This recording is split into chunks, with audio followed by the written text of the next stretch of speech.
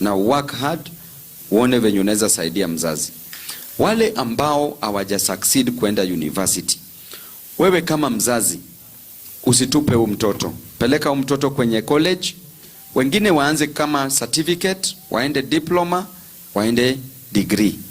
Kama hii iwezekani, mpeleke kwenye TVET, mpeleke kwenye college. Wacha mtoto awe plumber, wacha mtoto awe electrician, wacha mtoto awe mason, wacha mtoto awe carpenter, wacha mtoto awe baba, wacha mtoto awe salonist, wacha mtoto awe kitu mpaka driver. Babu Owino na hizi degree zake zote, ukimwambia kuwekea hii tile, ataiweka. Kwa hivyo kuweka hii tile, Babu Owino ni mediocre kwa hii kuweka tile. Ukiweka hii stima hii niende nifunge, nitaifunga. Utanipata nimehanga hapo juu, si ni kweli? Kwa hivyo kila skill ni muhimu maishani. Lakini huyo mtoto unamsaidia juu hiyo chenye ametrainia, itamsaidia saidie bibi yake, saidie familia yake na watoto wake. Sio ni sawa? Usichoke na huyo mtoto. Kila skill inahitajika hapa Kenya. Si ni sawa? So au watoto wetu usiseme tu huyu pia alimaliza, huyu amefail, sasa we baki huko. Usifanye hivyo na usichoke na huyo mtoto. Kwa mavijana ambao wako hapa, vijana wenzangu, najua mnapitia mengi sana maishani. Najua unaamka asubuhi, vijana wetu saa zingine wanaweza hata nyang'anya watu vitu kwa sababu au pia wanaona wakipata hiyo ndio njia yao ya kupata. Kwa sababu kuna disappointment kubwa kwa serikali ambayo ili promise jobs na jobs haziko. Lakini kwa mavijana wetu, usi give up. Atu encourage mambo ya uwezi hata kidogo, kwa sababu huyo mwenye unanyang'anya pia ako na wewe hapo kwa slum. Haina haja. Huyo mtu mnateseka na yeye. Lakini mimi nikikuangalia kama kijana wa mtaa najiona, kwa sababu penye huko mimi nilikuwa hapo. Lakini polepole tu, usiwahi lose hope.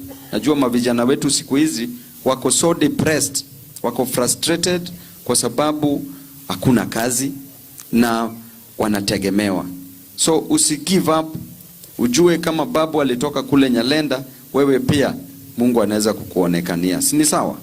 So mimi nataka kama wana Embakasi East tuendelee tu kubebana hivyo polepole tu na tusukumane na maisha itakuwa sawa. Mimi nitawakumbuka. Sitawahi wasahau wana Embakasi East constituency. Mimi nikikuja huku niliambiwa nirudi kule university. Mimi bado ni mdogo, siwezi kuwa mjumbe, lakini nyinyi mlinitolea aibu.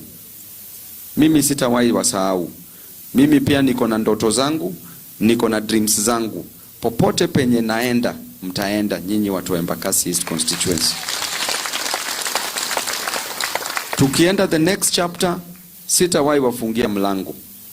Bora tu niambie mimi ni mtu wa Embakasi East constituency, hiyo mlango itafunguliwa, kwa sababu nyinyi ni familia yangu. Na siku moja tuko na dreams, nikiangalia hapo mbele mwendo yetu itaisha State House. Huwa nawaambia kila siku. Na hapo ndio tunaelekea.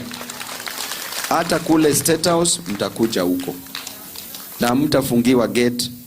Mkifungiwa gate, we lala tu hapo chini, nikikuja nitakupata hapo, tutaingia na wewe. Hivyo ndio tutapelekana na mambo inakuwa sawa. Kama Ruto ametoka Sugoi akakuwa MP na akakuwa mpaka president. Sasa babu ametoka Nyalenda amekuwa MP Nairobi, jamani, hatuwezi ingia State House.